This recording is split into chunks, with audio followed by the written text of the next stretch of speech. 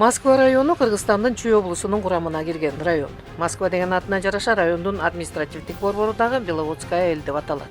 Курамында 12 айыл өкмөтү катталган. Бишкектен 43 километр аралыкта жайгашкан.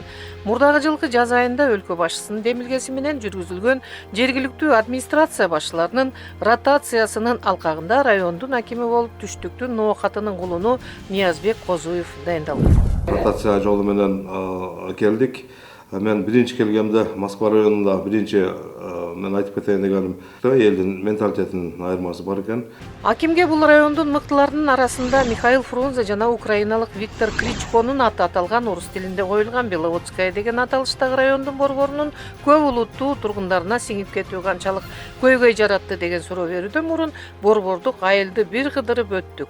Мурдагы райондун жетекчилери ландшафттуу дизайн дегенге дегеле көңүл бурганын байкабаган жергиликтүү калктын өкүлдөрүн таң калтырганы борбордук аянттын өзгөргөнү дешет айылдын жашоочулары.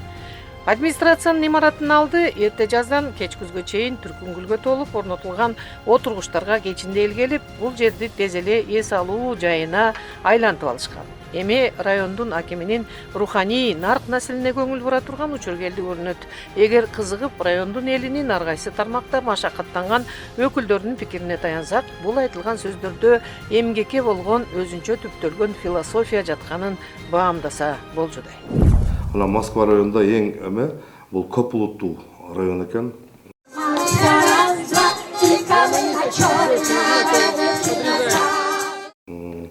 Көп улуттуу район. Канча улуттун өкүлдөрү жашайт? 12 бизде улуттун диаспоралары бар. Алар менен тыгыз иштешип атабыз. Өз камын ойлогон өспөйт, эл камын ойлогон көктөйт делет эмеспи кыргызда. Аким Ниязбек Козуевдун аракетинде ачык логика уюп жатат. Ал эмгектин көркү, маани маңызы, пенденин жеке таламы үчүн гана эмес, эң биринчи иретте көпчүлүктүн бакыбаты, коомдун жамааттын кызыкчылыгы, жыргалчылыгы үчүн иштелгендигинде экендигин ишаралап олтурат. Эмгектин куну анын социалдык коомдук маңызында. Адамдын кадыр баркы, атак аброю, анын эмгек мээнетинин көптүн мүдөөсүн көздөп иштелгенине жараша түптөлөрүн бардык жетекчи түшүнө бербегенинен иш бузулат эмеспи. Бүгүнкү күндө жашоо бардыгы бул акча каражатына, башкача айтканда финансына байланыштуу. Мен келгенимде негизи 12 айыл өкмөт болгон болсо, 12 айыл өкмөттүн бүгүнкү күндө 6 дотациядан чыгып, 6 дотацияда отурат. Ошол кезде канча айыл өкмөтү дотацияда экен сиз келгенде? Мен келгенде 4 айыл өкмөт дотациядан чыккан экен, 28 дотацияда отурган. Учур талабына байланыштуу жергиликтүү өз алдынча башкаруу органынын көйгөйүнө байланган каржы дараметин кээ бир акимдер түшүнө беришпегени бюджеттин Киреше булагынын солгундашына алып келери бул чындык. Киреше булактарынын толтуруу динамикасынын солгундашы жарандардын адал мээнетти кабыл алуу алгоритмине байланыштуу экени далилдүү аксиома.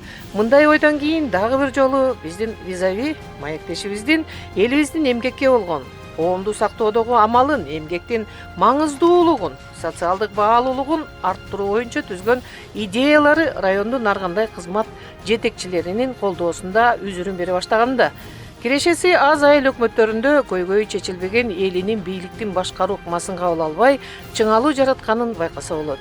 Ал көйгөй социалдык маселелерди камтыйт. Суу, жарыктандыруу, жол, жашылдандыруу, канализацияга байланган муктаждыктар чечилбесе, жергиликтүү органдарынын дарегине терс мүнөздөмө жаралып, саясий ажырым күчтөнөт. Негизги элдин ишеничин, мамлекетке болгон ишеничин кайтарыш үчүн айыл өкмөттөр жанагы бүгүнкү күндө маселени кабыргасынан коюп, бюджет азбы көппү, аны мындай көп калк жанагы элге чейин жеткирип, бюджеттик угууларды көп мындай эме кылыш керек. И ошол эле учурда социалдык сеттерге бүгүнкү күндүн мына учурдун талабы болуп аткан социалдык сеттер аркылуу ар бир аткарылган жумушту биз уже талап кыла баштадык. Жанагы сеттерге чыгарып туруу, чагылдырып туруу боюнча, анан ал жерден сайттарга эл анан жанагы өзүнүн баасын берет.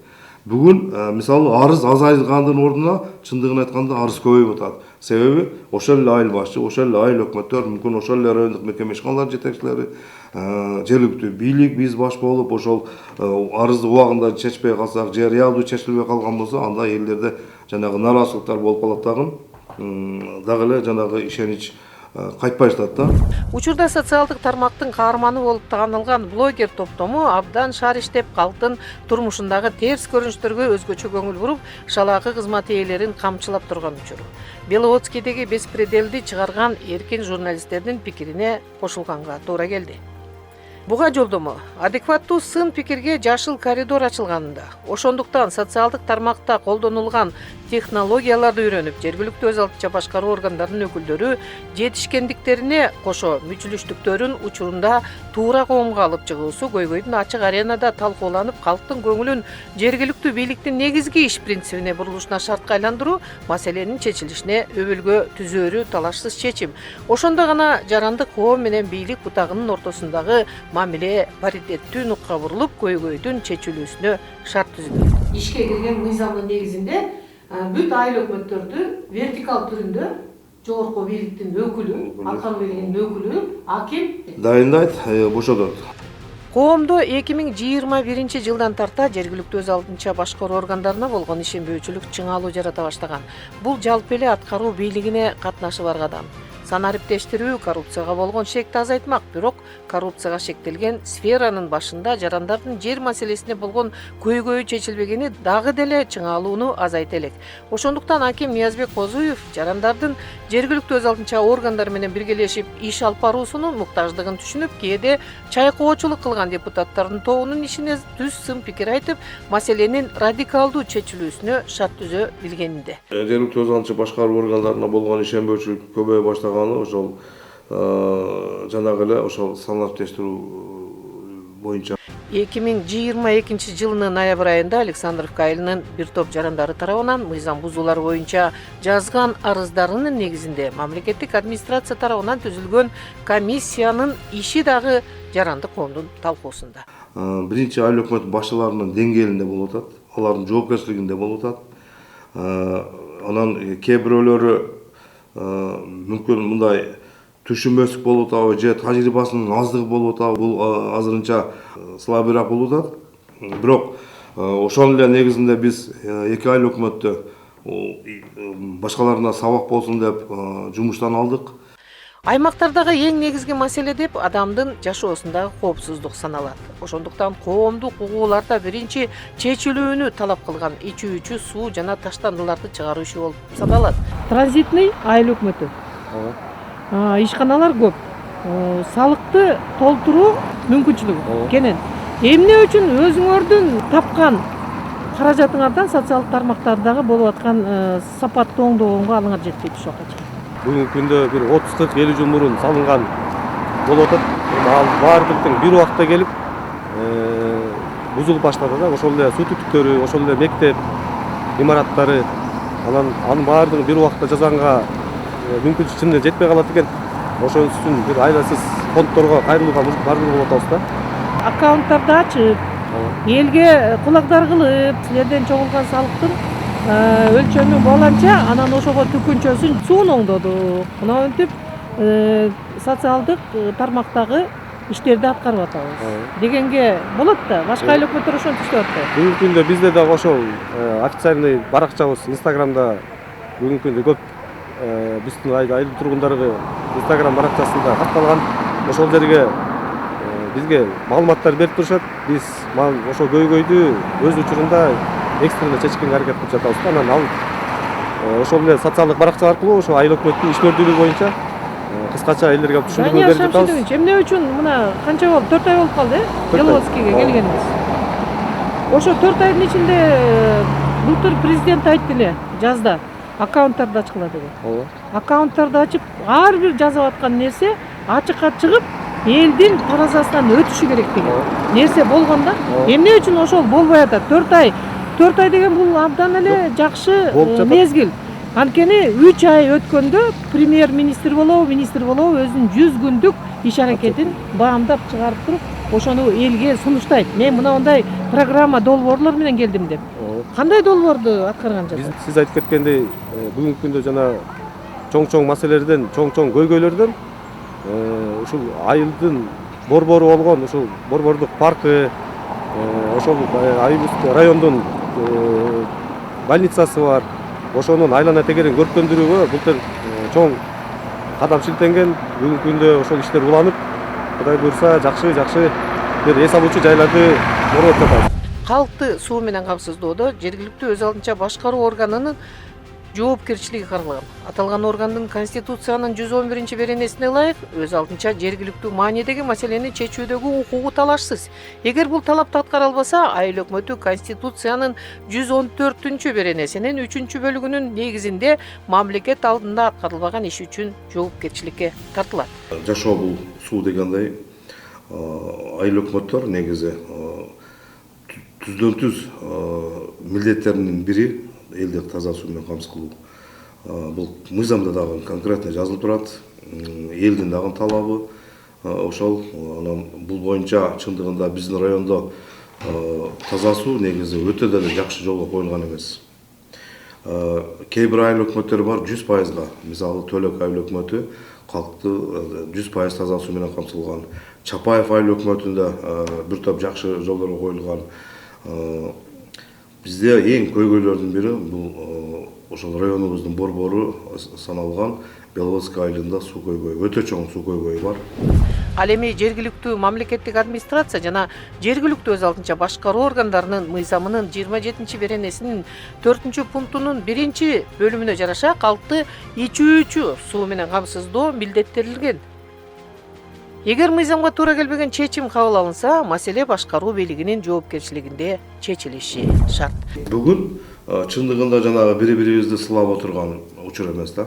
Бүгүн элдин ошол көйгөйүн ордунда чечпесең, эл дагы бизди мындай аябайт. Эл дагы мамлекетке болгон көз карашы мындай жакшы болбойт да. Ошон үчүн буюрса быйыл конкреттүү иштерди алып барабыз. Тийиштүү айыл өкмөт башчыларына, тийиштүү адистерге, тийиштүү жетекчилерге бул боюнча конкреттүү чараларды көрөбүз, эгерде аткарылбаган болсо. Аким Ниязбек Козуевдун тыкыр көзөмөлүндө райондун салык кызматы жер салыгын көбөйтүү боюнча ар кандай иш-чараларды аткарууда. Өндүрүштүк аймактар, базарлар, эс алуу жайлары бул жаатта райондун салык кызматынын көзөмөлүндө салыктын топтомдорун бюджеттин киреше булагын толтуруу масына ылайык эсептөөгө милдеттеме алып иш жүргүзө баштады. Ошондуктан делегирленген айыл өкмөттүн карамагындагы салык кызматы мурда көмүскөдө калган.